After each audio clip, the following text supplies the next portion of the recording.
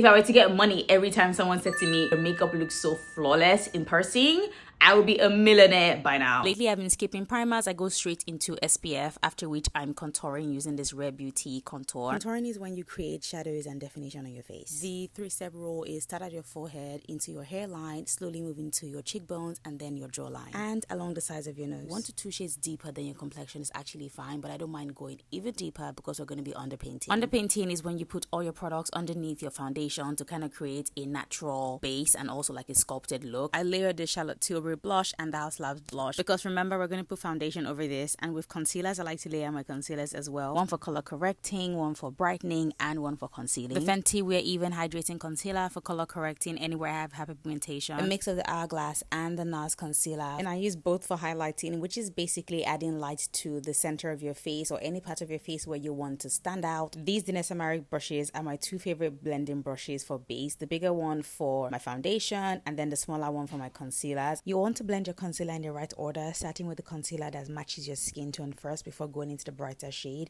Also, prevent dragging your brightening concealer into the areas you've already contoured. Lightly pressing the concealer using a brush without swiping or dragging your brush. Use the same blending brush that had the blush the other time to kind of blend out the harsh lines. Anywhere you can see a line, blend that out. Take a piece size of a favorite foundation, put it at the back of your hand, and then use that brush to kind of spread it out. Gently pat on the foundation to your skin, and this gives the most even, flawless, full coverage look you can ever think of. I'm also using the brush to blend off any harsh lines. I'm adding more blush because I've lost a bit of the color on my cheek, and then I'm going to set my under eye using a fluffy brush from Say and the Hourglass setting powder. This is a deep translucent shade, and I'm just pressing that under my eye, almost like I'm baking, but not really. Using a brush gives the most flawless airbrush look. We're also going to set the areas where we highlighted, avoiding the places that we actually contoured, and then I'm going in with the NARS light reflecting powder. This is my current favorite powder. This powder goes everywhere else except the areas you highlighted. I'm going with the Fenty Beauty Mocha Mami and Thick Mint bronzer, and I keep the number 3 rule, which is basically go around my forehead, the temples of my face, and end with my jawline.